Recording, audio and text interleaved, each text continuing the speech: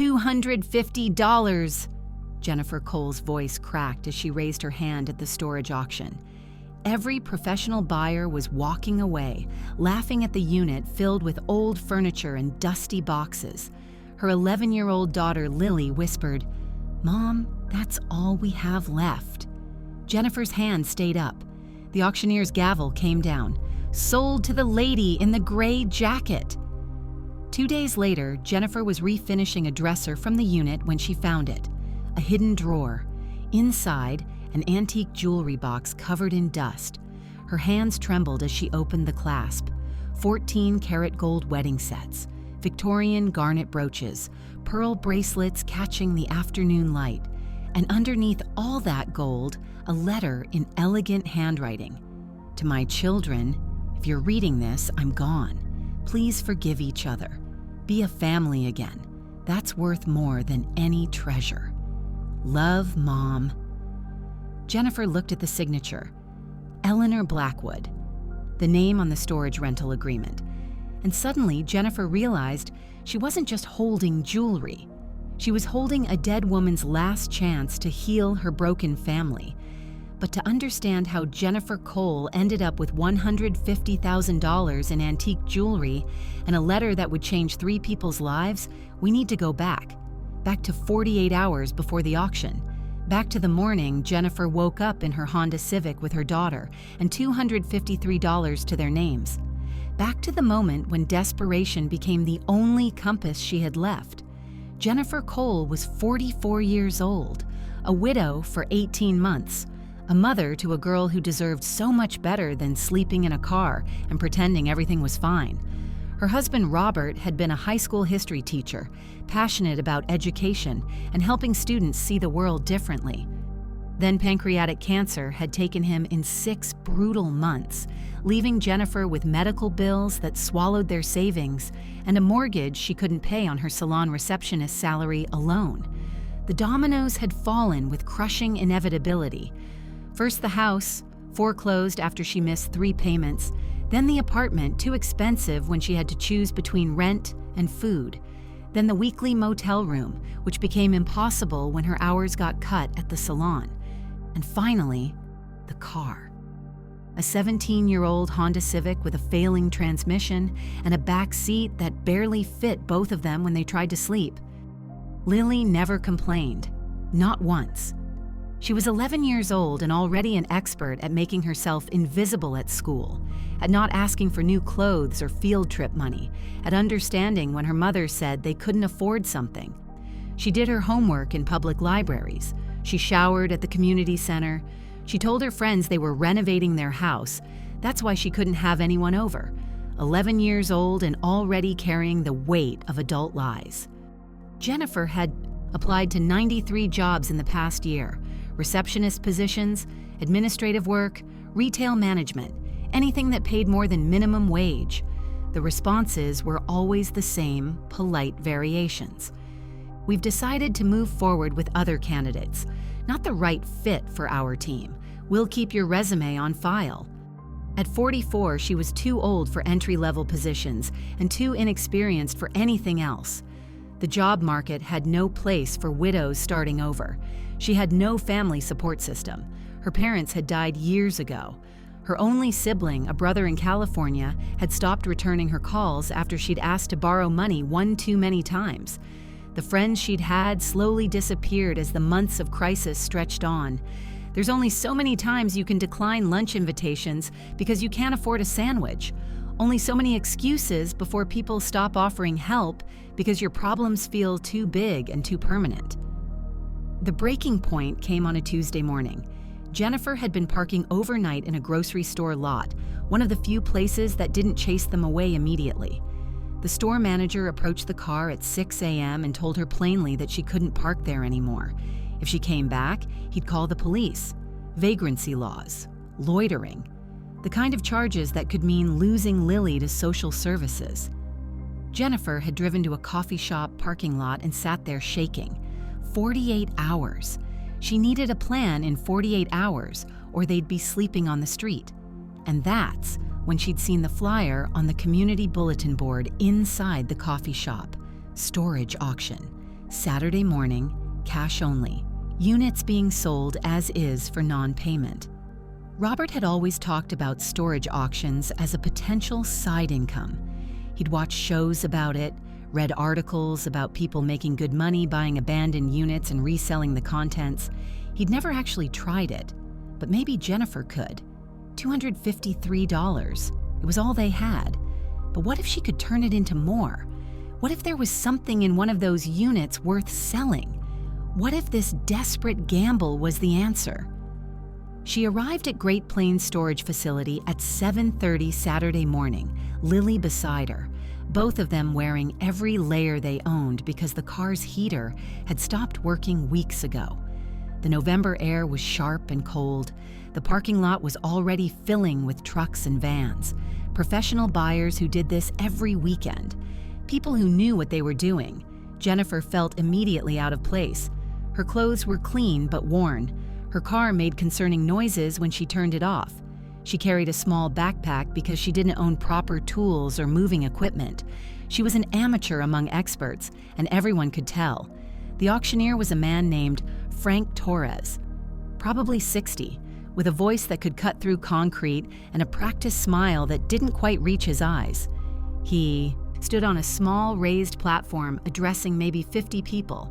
"All right, folks, good morning. We've got 8 units going up today. You get 5 minutes to look. You do not touch. You do not enter. You bid smart. You pay cash on the spot if you win. Everybody clear?" A chorus of agreement. "Excellent. Unit 14, let's start there." They moved as a group through the facility. Jennifer watched and learned. Unit 14 had electronics and furniture. Started at $800. Sold for $925.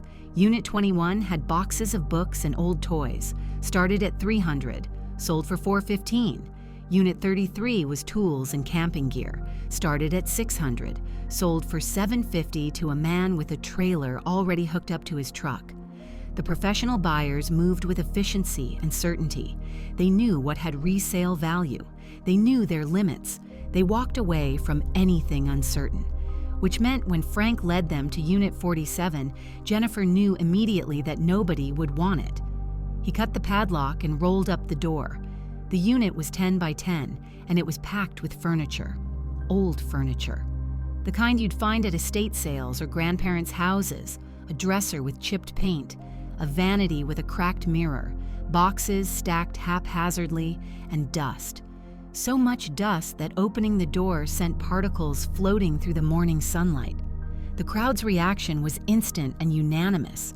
Groans, head shakes, muttered complaints. That's a lot of work for nothing. Who wants to move all that heavy furniture? Frank, come on, this is a waste of time. The professional buyers were already turning away, heading toward the next unit. But Jennifer looked at that furniture and saw something different. She saw solid wood construction under the chipped paint. She saw vintage pieces that might appeal to people who liked that aesthetic. She saw boxes that might contain anything. It was a long shot. It was probably nothing. But it was also the only unit nobody wanted, which meant it might be affordable. Frank's voice cut through her thoughts. All right, I know it ain't glamorous, but this unit was paid up for 4 years before the renter stopped. That's dedication, folks. Somebody valued what's in here. Who'll give me $500? Silence. $400? More silence. People were literally walking away mid-auction. $300? Come on, $300. A few chuckles, but zero interest. Jennifer's hand started to rise. Lily grabbed her arm. Mom, no, that's everything we have. I know, baby, but look at everyone else. Nobody wants it, which means it's cheap. And maybe, just maybe, there's something in there worth more than what we pay. Jennifer's hand went up. $250.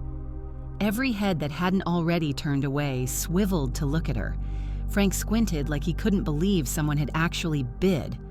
Say that again, ma'am? $250. Her voice was stronger this time. Frank grinned. Well, all right. I got $250 from the lady. Do I hear $275? He scanned the crowd hopefully. Nobody was paying attention anymore. They'd mentally moved on. $250 going once. He waited. Nothing. $250 going twice. Still nothing. Sold to the lady in the gray jacket. Come see me for paperwork. Congratulations on your new furniture collection. Laughter rippled through the crowd as they moved to the next unit. Jennifer ignored it. She walked to Frank's folding table and counted out 12 20s and one 10. Everything they had except $3. He gave her a key, a receipt, and a contract to sign. You got 72 hours to clear it out, Frank said, not unkindly. After that, it goes to the dump and you forfeit your payment. You need help moving stuff? I'll figure it out. Jennifer had no idea how. Good luck. Frank moved on to his next pitch, his voice already booming about Unit 51. Jennifer and Lily stood alone in front of Unit 47. The furniture looked even more daunting now that it belonged to them. Okay, Jennifer said, taking a deep breath. Let's see what we bought. They spent the next hour carefully going through boxes. Most contained exactly what you'd expect from someone downsizing or moving. Kitchen items, books, linens that smelled of mothballs, decorative items that were dated but not valuable, the kind of things that might sell at a garage sale for $1 or $2 each. But the furniture was actually decent under the dirt and damage. Jennifer had worked in a vintage furniture store as a teenager. She knew solid wood when she saw it. The dresser could be beautiful with some sanding and new paint. The vanity just needed a replacement mirror. The nightstands were solid oak. If she could refinish them, she might be able to sell them for a few $100s. Not a fortune, but better than nothing. Can we really fix these, Mom? Lily asked, running her hand over the dresser. Your dad taught me a little about furniture refinishing. Remember when he redid that bookshelf we found on the curb? Jennifer smiled at the memory. Robert spending weekends in their garage, teaching her how to sand with the grain, how to apply stain evenly. We can do this. It'll take time, but we can do it. They returned the next day, Sunday, with supplies Jennifer had bought using their last $3. Sandpaper, a can of wood stain from the dollar store, cleaning supplies. They set up in the storage unit with the door open, working by natural light because they couldn't afford to pay for electricity. Jennifer started with the dresser because it was the most promising piece. She removed the drawers, checked for damage, began sanding away decades of wear. Lily helped, following her mother's instructions, both of them falling into a rhythm that felt almost peaceful. For a few hours, they weren't homeless. They weren't desperate. They were just two people working with their hands, creating something better from something broken. It was late afternoon when Jennifer pulled out the bottom drawer and noticed it didn't slide smoothly. Something was catching. She reached into the drawer cavity and felt around. Her fingers found a small lever hidden in the back corner. She pressed it. Something clicked, and a shallow hidden drawer slid forward from the back of the dresser's base. Lily, look at this. Jennifer's heart was racing. Hidden compartments in antique furniture weren't uncommon, but they were always exciting. Someone built a secret drawer. Inside the hidden compartment was a box, not large, maybe 8 inches square, wrapped in old newspaper that crumbled when Jennifer touched it. She carefully lifted it out and set it on the ground.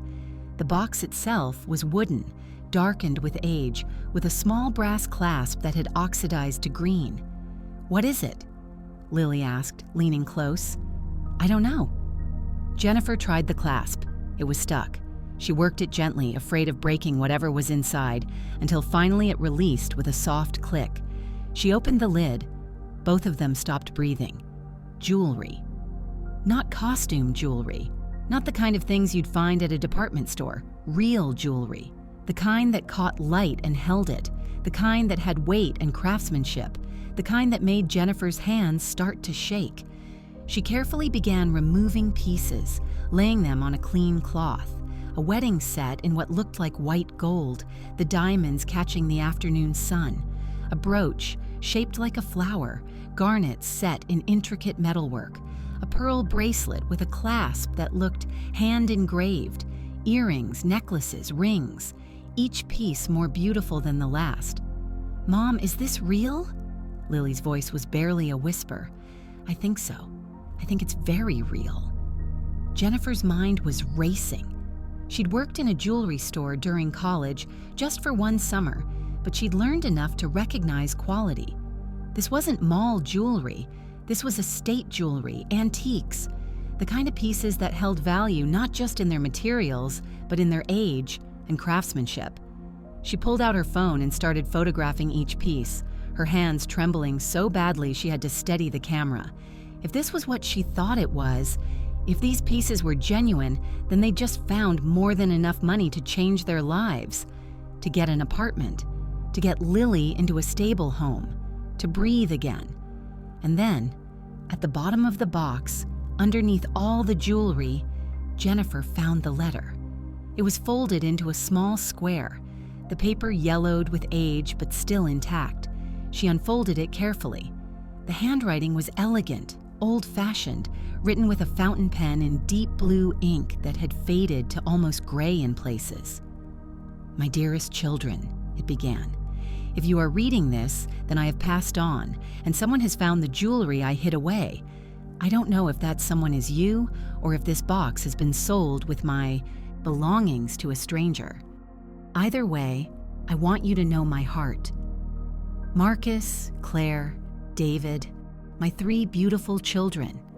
I don't know if you've forgiven each other for the fight that tore our family apart.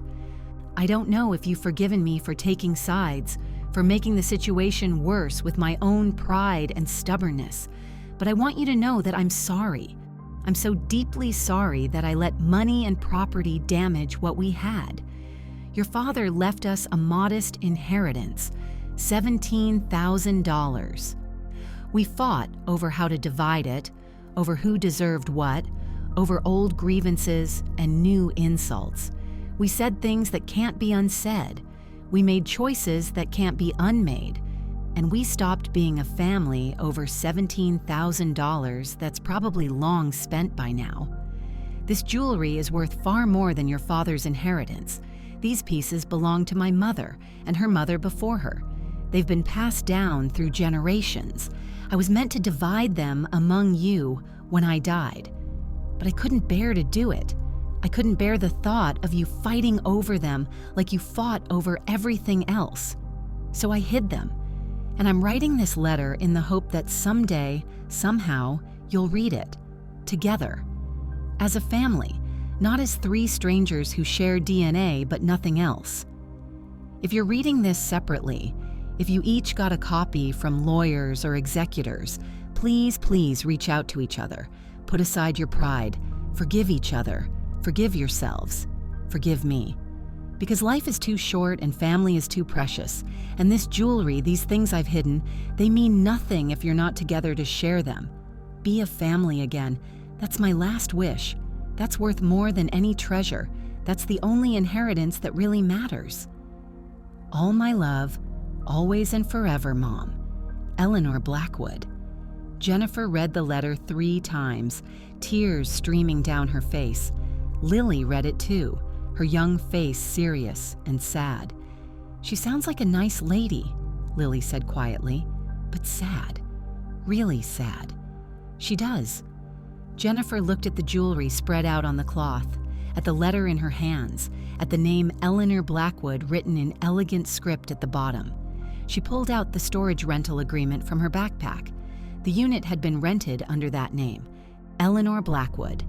This jewelry, this letter, had belonged to the woman who'd paid for this storage unit for 4 years before stopping, which meant Eleanor was dead, and her children, the 3 people this letter was addressed to, probably had no idea these items existed, had no idea their mother had hidden away a family fortune and a final plea for reconciliation.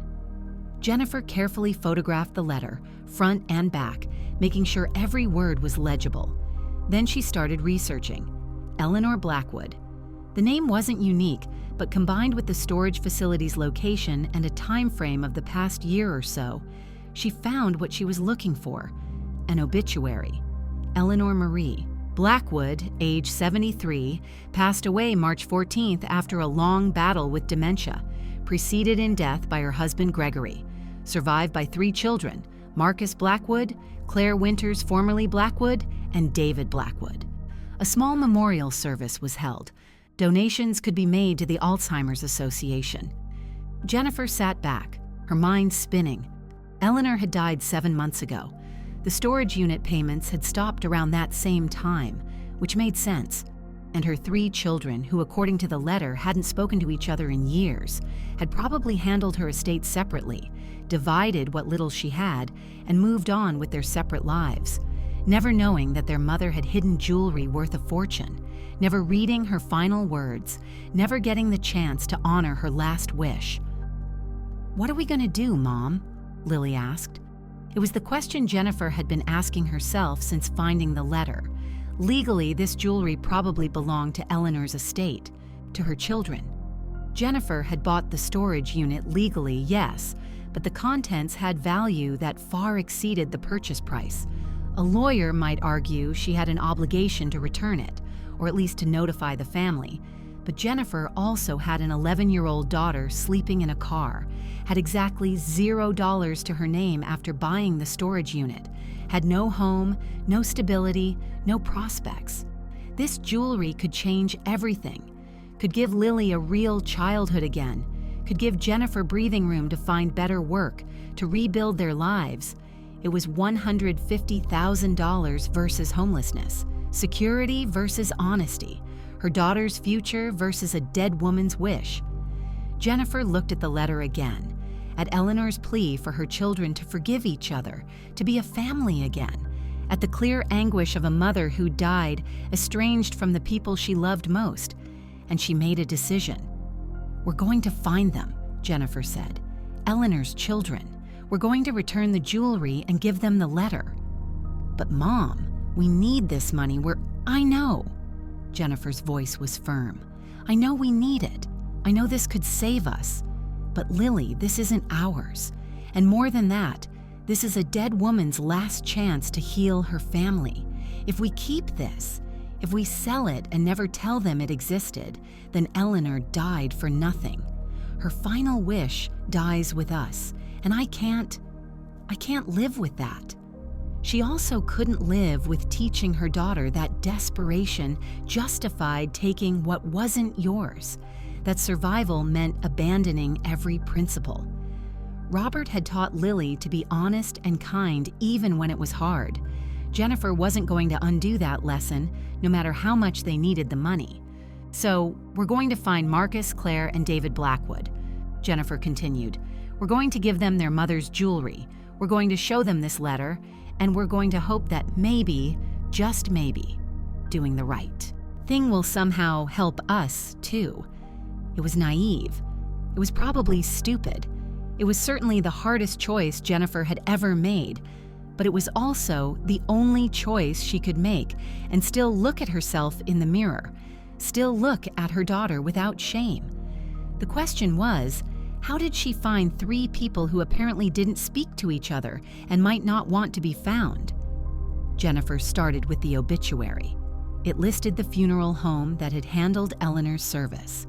She called them the next morning, Monday, and was transferred 3 times before reaching someone who could help. "I'm trying to locate Eleanor Blackwood's children," Jennifer explained. "I have some belongings of hers that I think they'd want." The funeral director was hesitant. "I can't give out contact information, privacy concerns, but I can take your information and pass it along to the family if they check in. Please, this is important. Their mother left them something and they need to know about it." Jennifer left her name and cell phone number.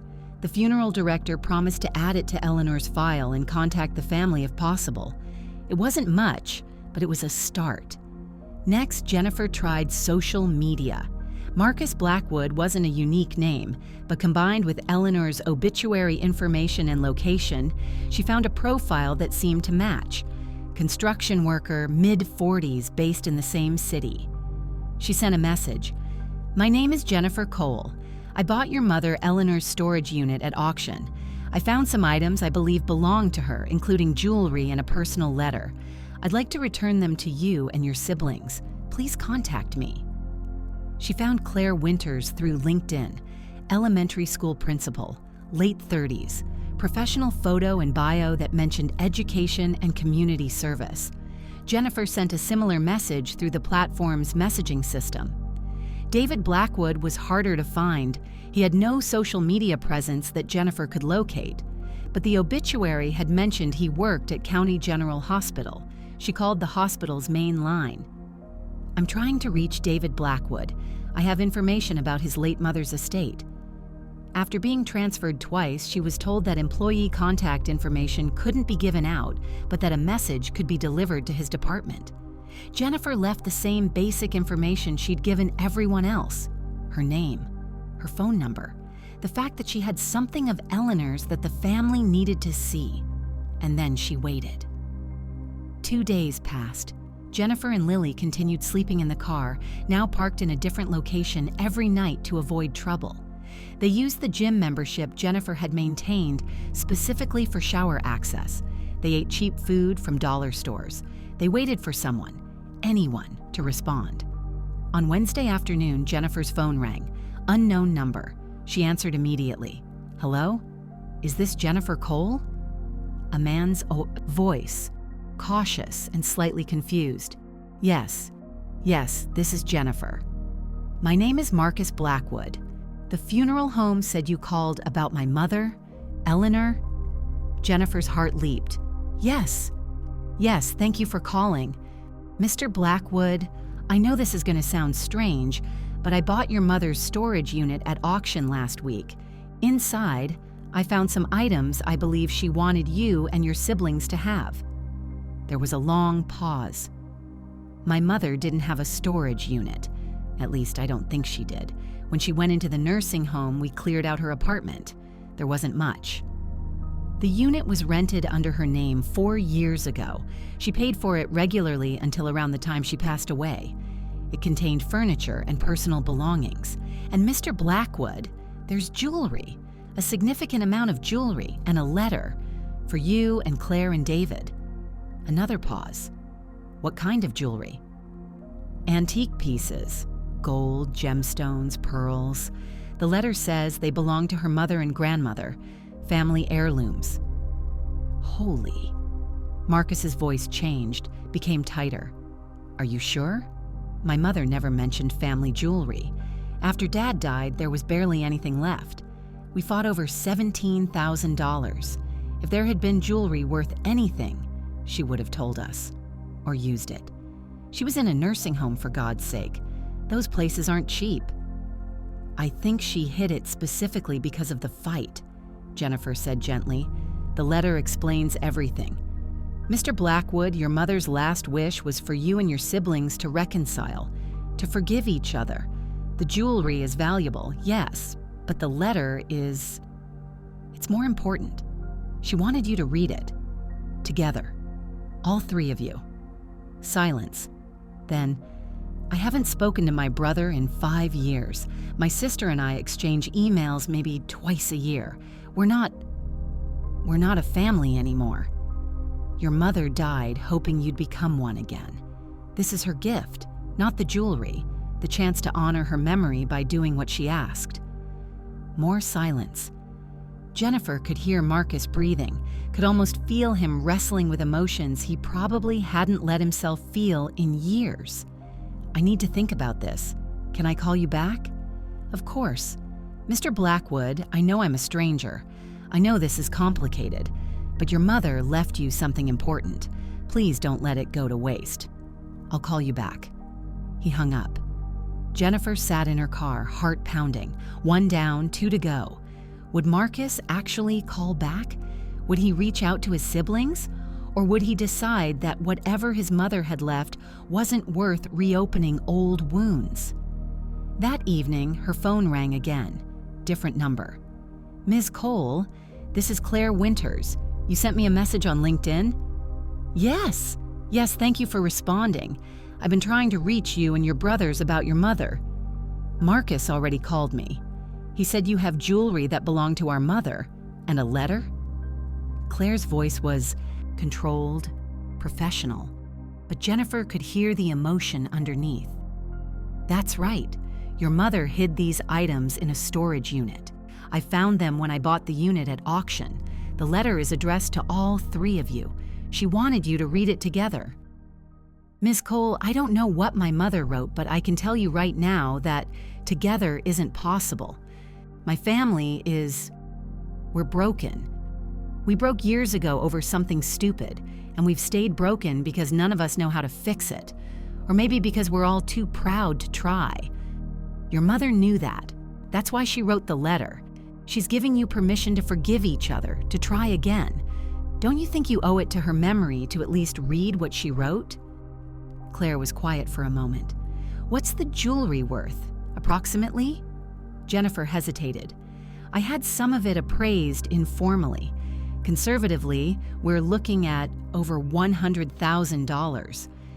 Possibly as much as $150,000. She heard Claire's sharp intake of breath. That much? And she just hid it? While she was in a nursing home draining her savings? According to the letter, she hid it because she was afraid you'd fight over it like you fought over your father's inheritance. She wanted you to have it, but only if you could receive it as a family, together, united. That sounds like Mom. Claire's voice cracked slightly. Stubborn and sentimental and wanting everyone to just get along even when we clearly couldn't. She took a breath. Okay, I'll do it. I'll meet with Marcus and David. When and where? I'll need to contact David first. I left messages but haven't heard back. Once I do, I'll set something up.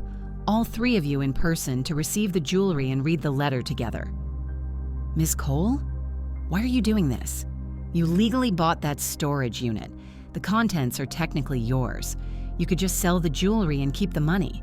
Why go through all this trouble to find us?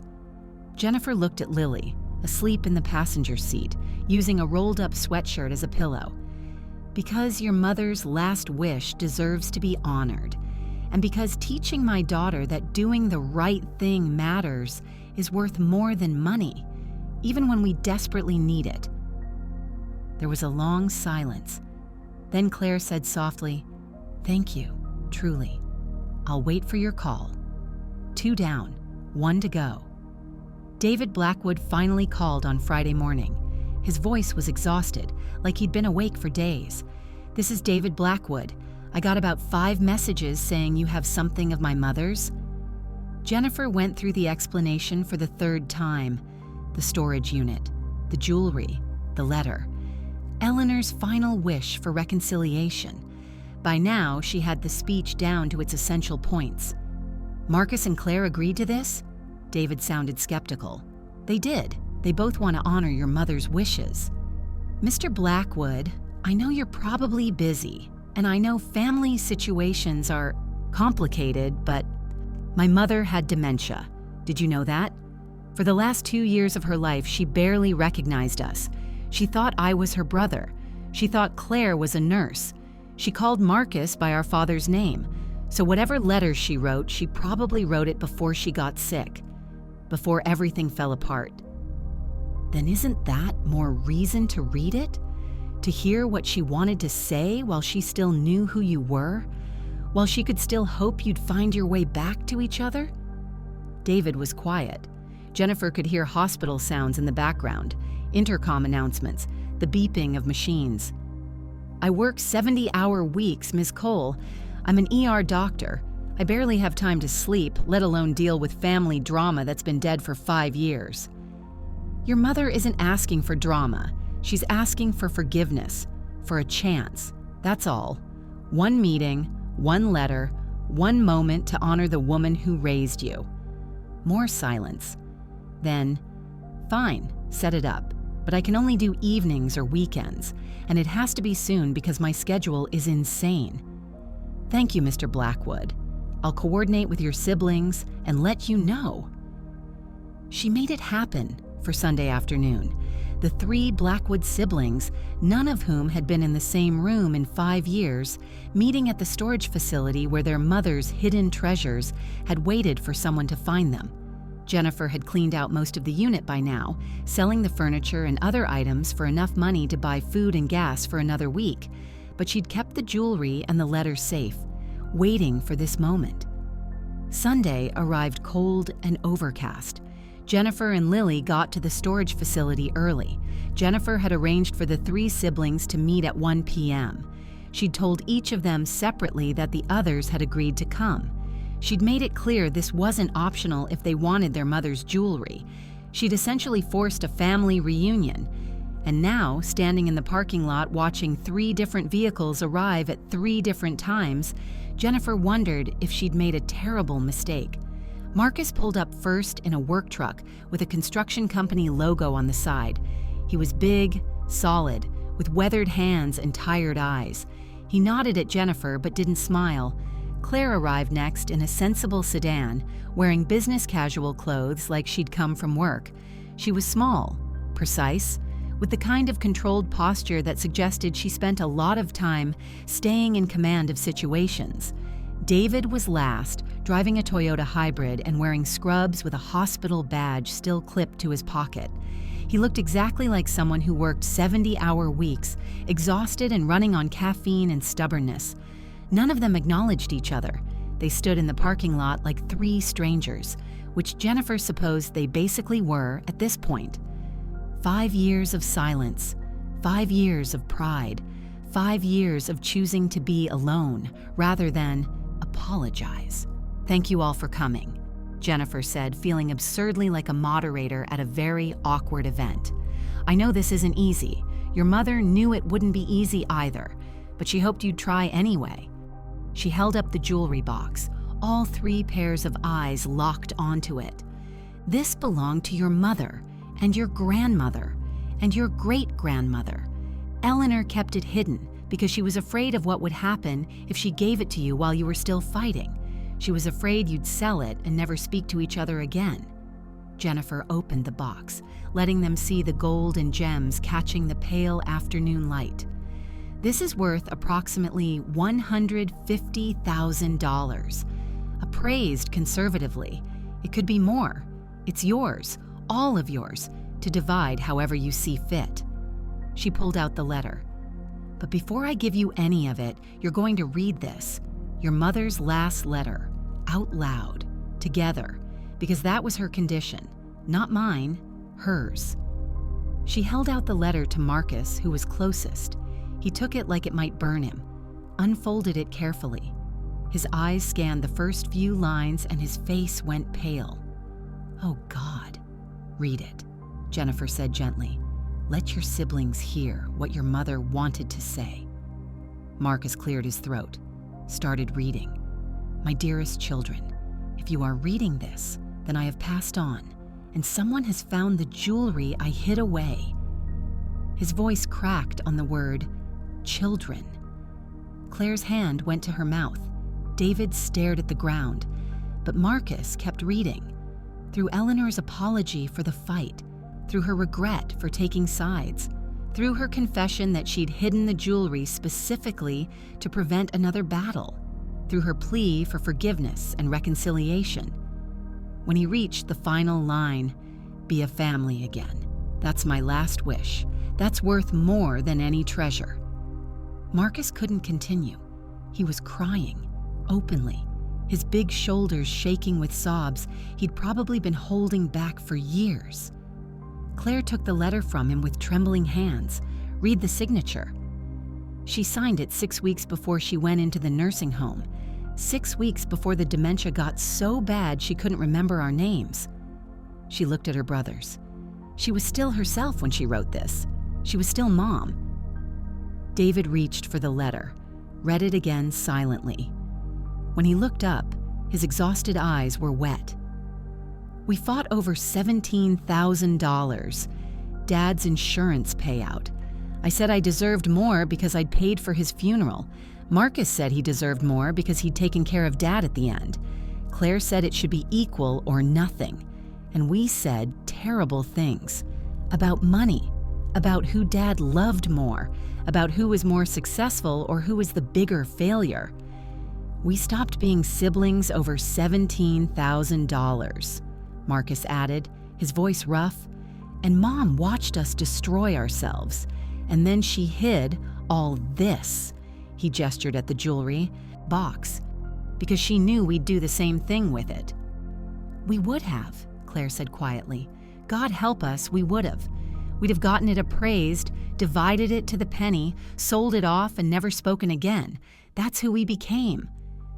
Jennifer felt like she was intruding on something deeply private, but she also felt like she needed to say something. Your mother gave you another chance. She left you wealth, yes. But more than that, she left you instructions on how to use it. She told you exactly what she wanted. The question is, are you going to honor that? Or are you going to repeat the same mistakes? The three siblings looked at each other, really looked at each other for the first time in years. And Jennifer saw something shift, something break, something that had been frozen for too long, finally starting to thaw. I'm sorry, David said it first, his voice barely above a whisper. I'm sorry I said you were a failure, Marcus. You're not. You never were. I was angry and I wanted to hurt you, and I'm sorry. Marcus wiped his eyes. I'm sorry I said you were selfish, Claire. You're not. You've given your whole life to helping kids. I was bitter and wrong, and I'm sorry. Claire looked at both of them. I'm sorry I said we were better off without each other. That was a lie. I missed you. Every single day. I missed having brothers. I missed having a family, and I was too proud to admit it. They stood there, three middle-aged adults crying in a storage facility parking lot, finally saying the words they should have said 5 years ago. Jennifer stepped back, giving them space. Lily pressed against her side, watching with wide eyes. Mom would be really happy right now, David said, managing a weak laugh through his tears. She would, Marcus agreed. She always said family was everything, and we proved her wrong, until now. Claire wiped her eyes. So what do we do with the jewelry? They all looked at the box in Jennifer's hands. $150,000, enough to change lives, enough to fight over, or enough to share. We split it equally, Marcus said immediately. No arguments, no negotiations. Mom left it to all of us. We divide it 3 ways. Agreed, David said. Agreed, Claire echoed. But wait. She turned to Jennifer. You found this. You bought the storage unit legally. You could have kept all of it and we'd never have known.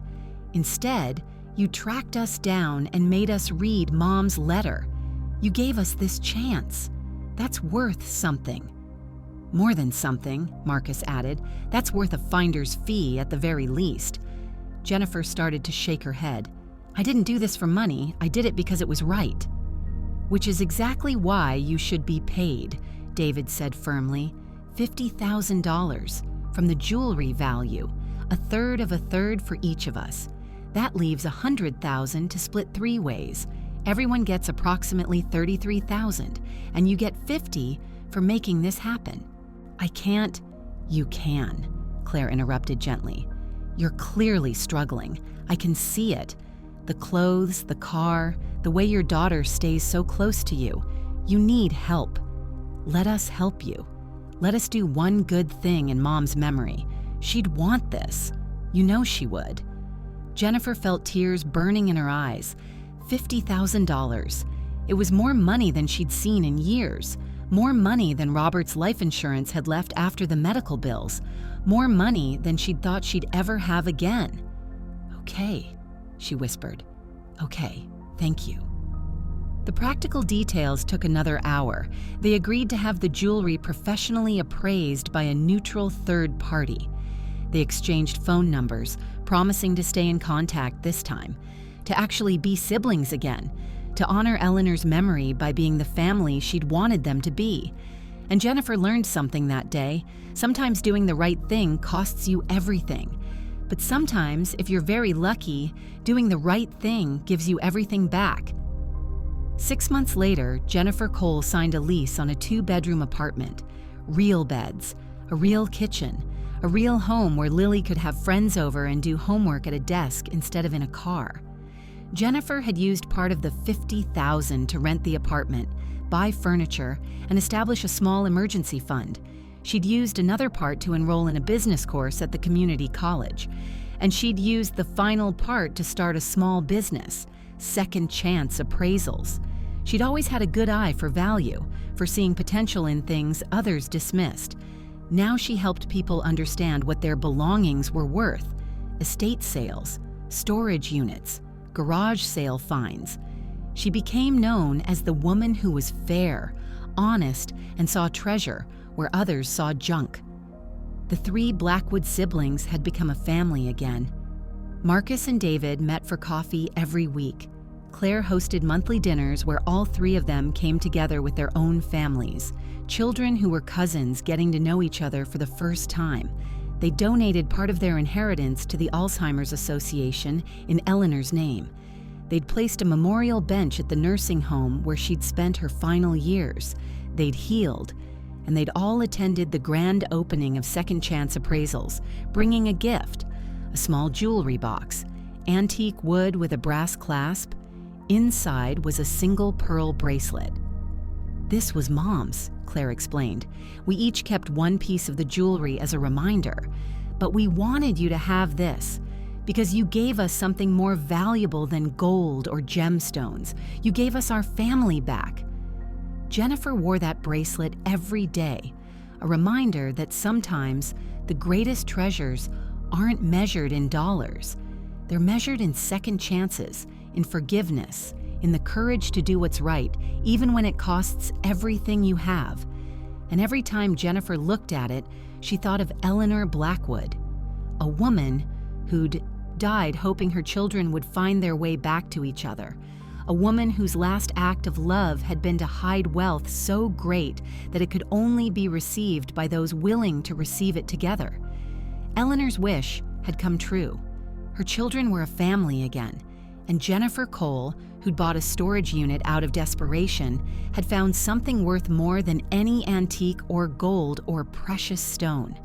She'd found proof that kindness matters, that integrity matters, that doing the right thing, even when you're drowning in your own problems, creates ripples that change lives.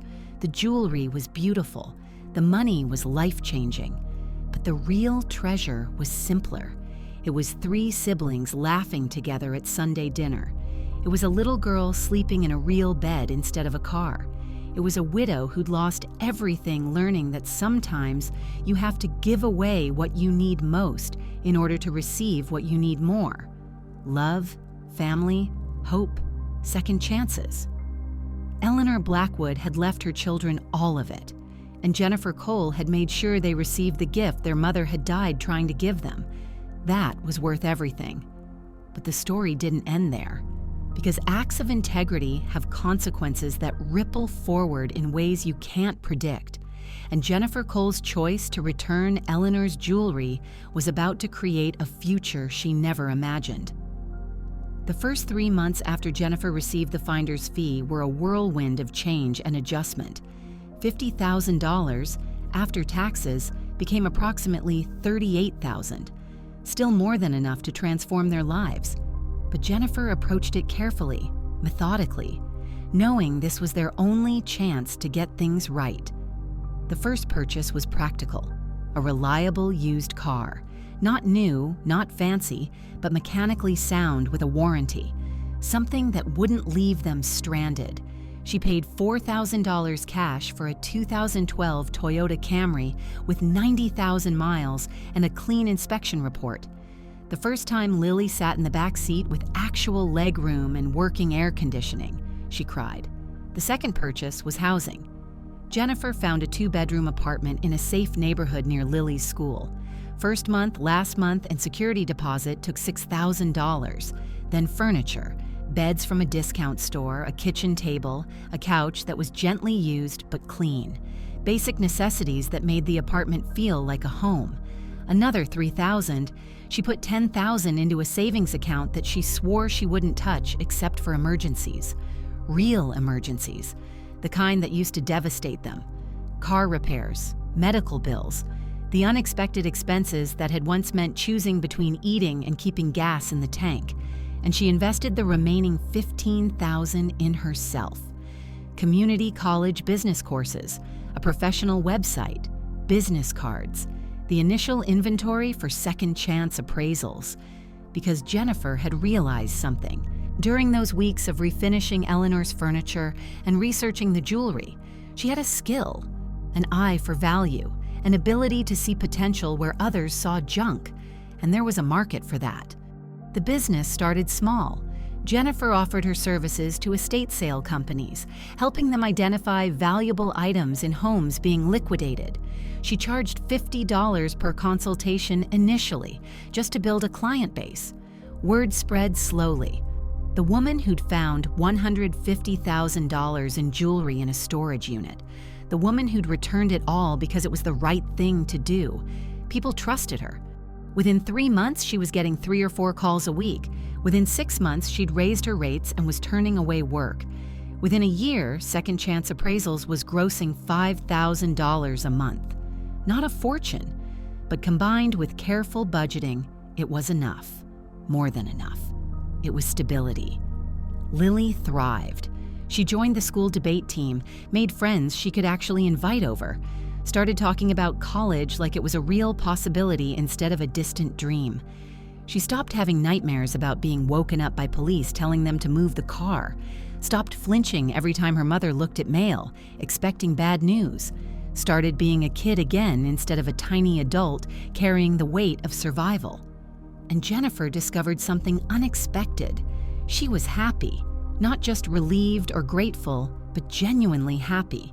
She loved her work, loved walking into cluttered estates and finding treasures hidden in plain sight, loved telling families that their grandmother's china cabinet was actually valuable, or that the painting in the garage was done by a listed artist, loved that moment when someone realized they had more than they thought. The Blackwood siblings became part of her life in ways she hadn't expected. Marcus hired her to appraise tools he'd inherited from a contractor friend. Claire invited Jennifer and Lily to her daughter's birthday party. David sent her referrals from hospital colleagues who were downsizing or dealing with deceased relatives' estates. They stayed in touch. They became, if not friends exactly, then something warmer than acquaintances. Family by choice, rather than blood. Eleanor's story became something Jennifer told her clients, not for marketing, but as a reminder. She'd talk about the jewelry hidden in a dresser, about a mother's last wish for reconciliation, about 3 siblings who'd found their way back to each other, and inevitably, clients would start their own conversations, about family members they hadn't spoken to in years, about regrets they carried, about treasures that meant nothing if there was no one to share them with. More than once, Jennifer's work led to reconciliation. A daughter who found her late mother's diary and reached out to estranged siblings. A son who discovered his father's military medals and contacted the brother he'd fought with at the funeral. A wife who found her husband's love letters and forgave the sister she'd blamed for his death. Jennifer facilitated these moments without intending to, just by helping people sort through belongings, by treating every item with respect, by understanding that sometimes the most valuable things aren't the expensive ones. One afternoon, almost exactly a year after finding Eleanor's jewelry, Jennifer received a call from an attorney. "Ms. Cole, my name is Richard Moss. I represent the estate of Thomas Chen. He passed away recently and left specific instructions that you be contacted about his storage unit." Jennifer's heart sank. "I'm sorry for your loss, but I should clarify, I don't buy storage units anymore. I do appraisals and estate consultations, but the auction work was a one-time thing born out of necessity." Mr. Chen was aware of that.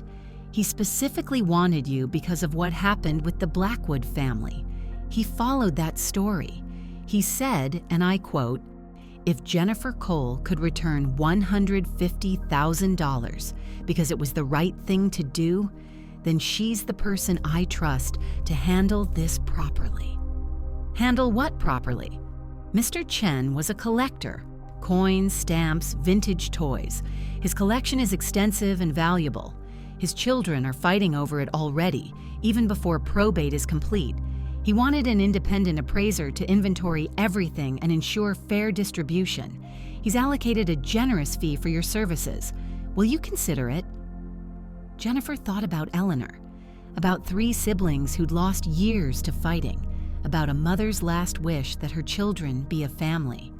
On one condition, the children have to be present during the appraisal, all of them, together, and they have to agree to listen to a story I'm going to tell them before we start.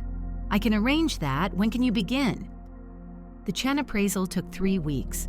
The 4 adult children sat through Jennifer's story about Eleanor Blackwood on the first day.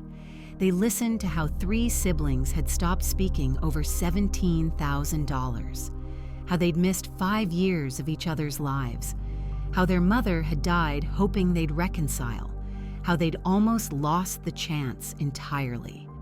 By the end of the story, the Chen siblings were looking at each other differently. Were talking instead of arguing.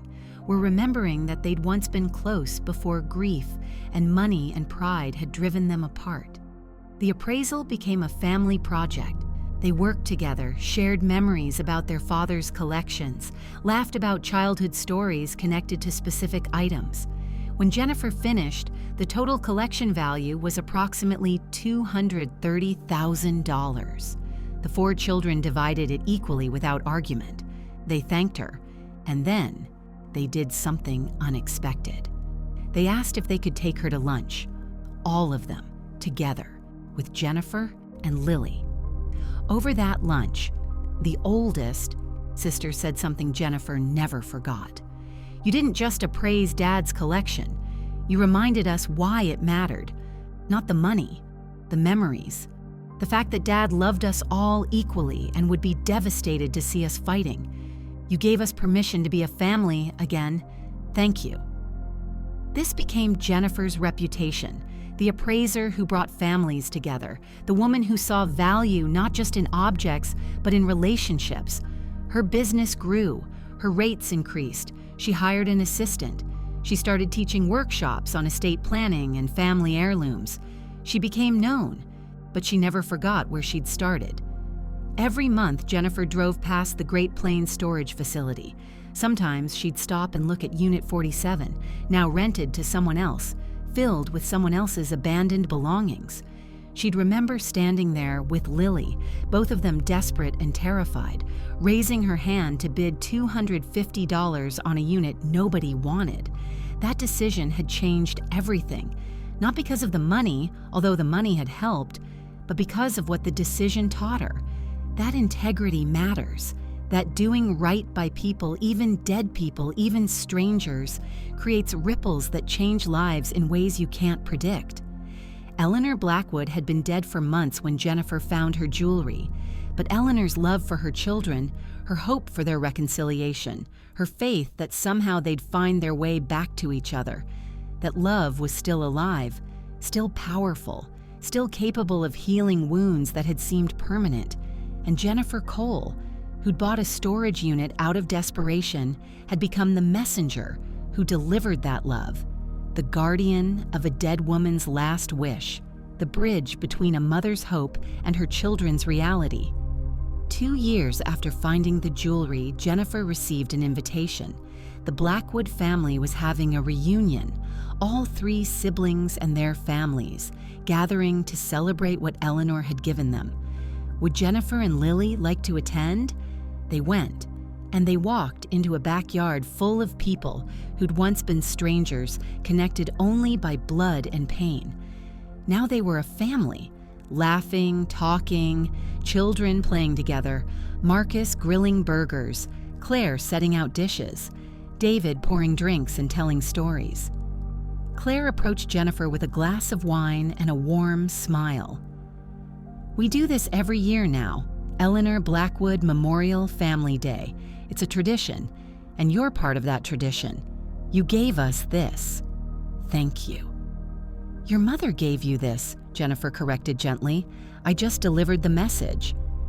"You did more than that. You refused to profit from our family's pain. You could have kept that jewelry. Legally, it was yours. But you chose to give 3 strangers a chance to honor their mother's memory. That's not just delivering a message. That's an act of grace."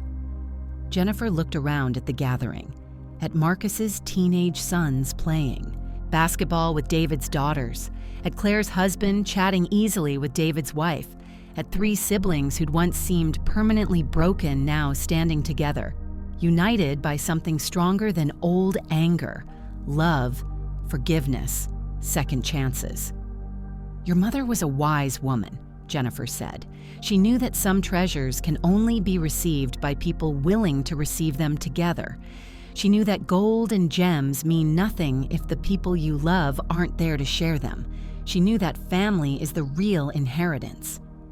Claire squeezed her hand. "And you were wise enough to understand that. Wise enough to make sure her wish came true.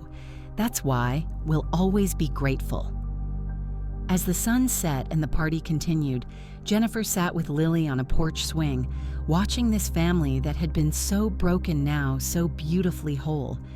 And she thought about the journey that had brought them here, the desperation, the gamble, the discovery, the choice, the life that had been built from that choice. Lily leaned against her mother's shoulder. "Mom, do you ever regret it? Giving back the jewelry instead of keeping it?" Jennifer thought about that question carefully. $50,000 had changed their lives. But what if she'd kept all $150,000? They'd be financially secure forever. Lily's college would be paid for. They'd own a house instead of renting. Jennifer wouldn't have to work at all if she didn't want to. But they also wouldn't have this family that had adopted them.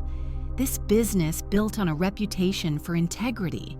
This life where Jennifer went to bed every night knowing she'd done the right thing. This teaching moment for Lily about what really matters. "No, baby," Jennifer said firmly. "I don't regret it at all. We got exactly what we needed, and we gave 3 people what they needed even more. That's worth more than any amount of money." "Even $1 million," Jennifer laughed. "Even $1 million. Even $1 billion? Even $1 billion. Some things can't be bought, Lily. Family, integrity, peace of mind, the knowledge that when you had a choice between doing what was easy and doing what was right, you chose right.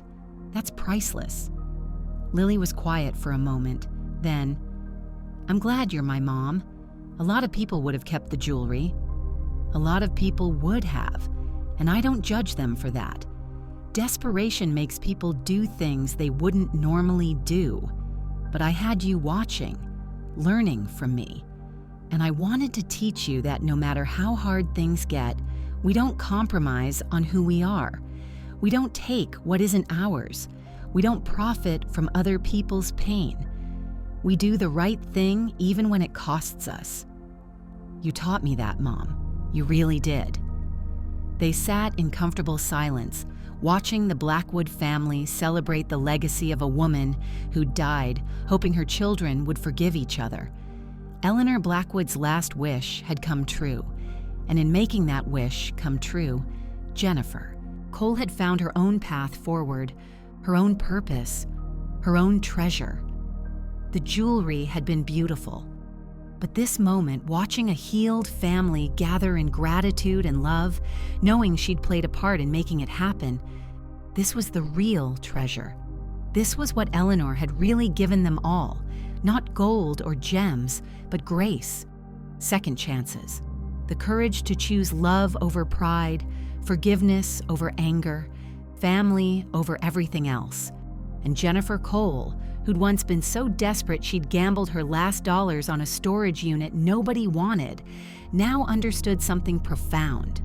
Sometimes the greatest treasures aren't found. They're chosen. You choose integrity. You choose kindness. You choose to do right by people even when they'll never know and you'll never benefit. And somehow, mysteriously, those choices create treasures that last far longer than gold.